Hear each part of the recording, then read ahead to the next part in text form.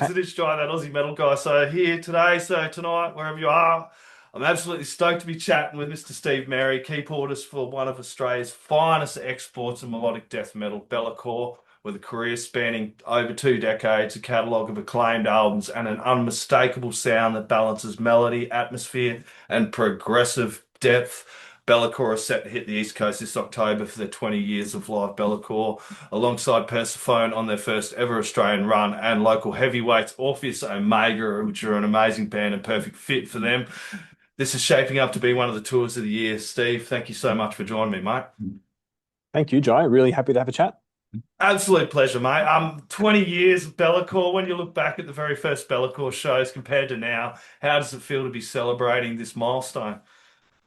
Yeah, look, it's pretty amazing. I mean, our first show, I think, was at the Art House, which I don't think exists anymore, in Melbourne. And yeah, tiny venue. I'm not sure what it held, but maybe 100 or something like that. Um, we were very kind of new and young, and we didn't know what we were doing really. We were just going to play we probably had written 4 or 5 songs, and we played that venue a lot. Like we played it 5 or 6 or 7 times really quickly in that first period of time.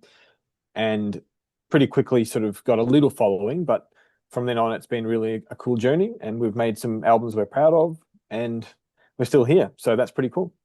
A cool little journey. You guys have managed to be playing all over the world and major internationally recognized band as well. I remember doing radio first time I started radio for a station over in the US, and it's like a lot of guys go, "Oh yeah, AC/DC be an Aussie," but this one DJ I done with, he's like Bellacore, man. You know them guys. I'm like, yeah, dude, surprised. He's like, I just fucking love that band. Absolutely amazing. You guys have done some great work over the 20 years. What are some of the things you're most proud of?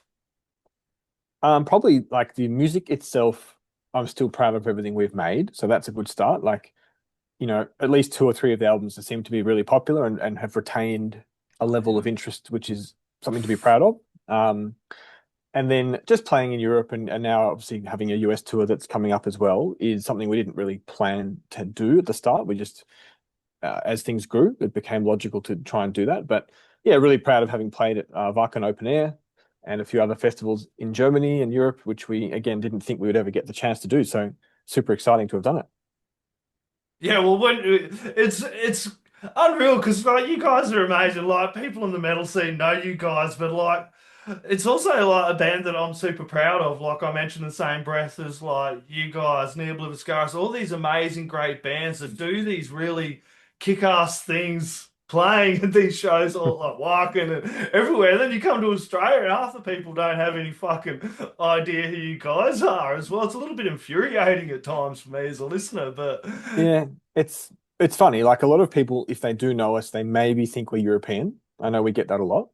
And I saw that a comment this week. Like, I think we put up a reel. We don't do reels often where someone's talking to the camera, but we'd put one up, probably one of our first ones ever. And yeah, people are like, what the hell? Like, you're Australian? I thought you were European. Um, so yeah, like there's that thing. The name is obviously a bit weird. The band name has an apostrophe in it. It looks European. The genre is kind of European style. But yeah, it's cool. Like it's good fun, and we don't really care. It's all about the music for us. We want to write cool music. yeah, about the music exactly. And one of the hallmarks of Bellacore has always been that balance between heaviness, melody, and atmosphere. And how do you personally approach finding that balance when writing and arranging your key parts? I think one of the things is none of us particularly care what instrument a riff is played on, and or what how much or little of our own part is heard in a song. So, when we write like a melody or a chord progression or an intro to a song, it's like the idea that we care about, and then we're like, what instrument is it best going to be shown on? Because I don't really care at all about like my own parts. I don't really even like cheesy piano or like keyboard heavy music. I like Opeth and old Opeth, and that's kind of not very cheesy. So yeah, when I'm writing riffs, I'm not really thinking about it as a keyboard player. I'm just thinking of it as a song or a riff, which may then end up on a guitar, and that's great. So none of us really care about that side of it, which helps, I think.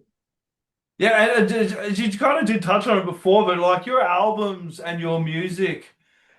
is so complex. You got to really take your time with listening to it, and that's in a really bloody good way because it sticks with you. And like you mentioned, some of those albums have just had that playability because you walk away from them, and every time you come back to them, you always notice something different, or you're hearing something Yeah. different as well. Do you attest that to kind of Bellacore as well, and the music that she's played?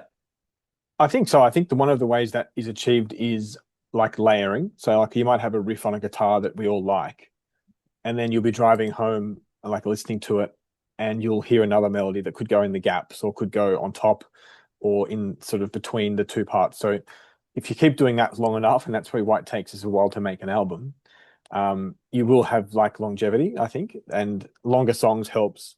Having less repetition in a song helps. So like it might take you 10 listens before you really know the structure of the song, and another 10 to remember the melody, and another 10. And it just sort of takes time to build up, which I think is a nice thing.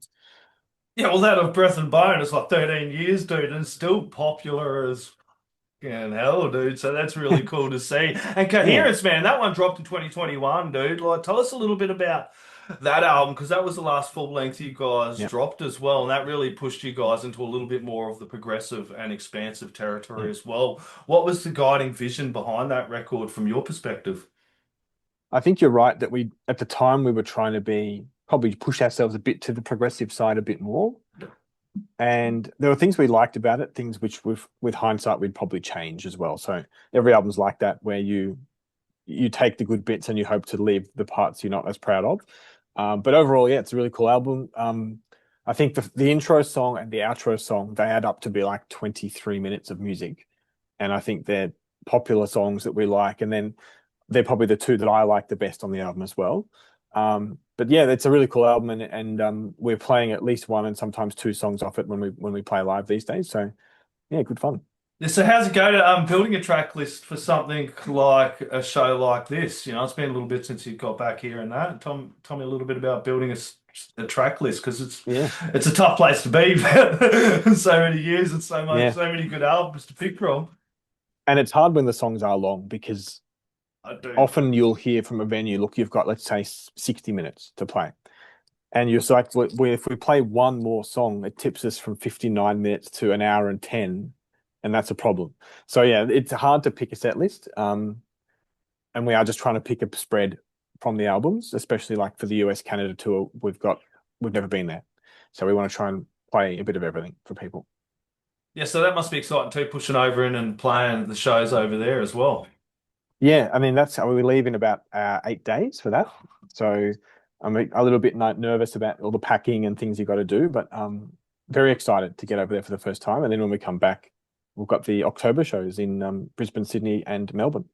Yeah, well, you got Persefone, you're bringing them over here for their first Australian tour as well. It's pretty cool that you got those guys on. I know a lot of people are super excited, and they're also making a little jaunt over to Adelaide here for a little bit of a sideshow as well. So it's super cool you guys managed to get them. Tell me a little bit about getting them on board. I think it's one where we'd heard for a few years that they were looking to do an Aussie tour, Yep. and I think there was one opportunity that fell through. And so when the opportunity came again, and we were offered like, do you want to basically join up with them and make a tour? We jumped at the chance to do that because we think they're very creative. They've been around a similar amount of time to us and like have a good following, and some really cool albums. So really nice opportunity to put the two bands together and play some shows. Yeah, and I got to ask, dude, like it was 2021 since the last album. You guys working on some new material soon? We got something in the works at all? Absolutely, we have written certainly more than half of a new album. Uh, we'll go back and revisit bits of it, and we'll tweak things. But we're writing, and like we've sort of paused the writing just to prepare for these tours, Yeah.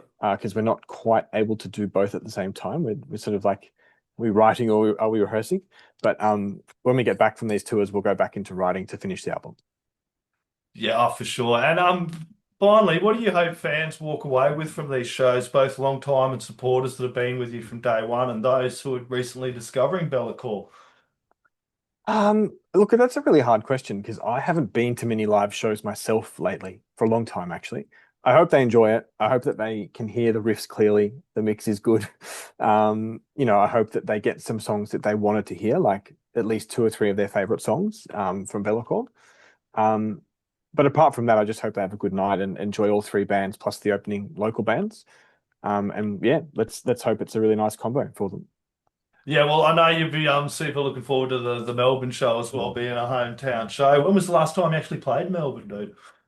I think in 2023, after our European tour, we came back and just played one show in Yeah. Melbourne, which was a really cool thing because it was a weird thing where you get back from Europe and you haven't seen the guys or the crew for like 10 days, and suddenly it's like a little reunion, a tour reunion that lasts like one night.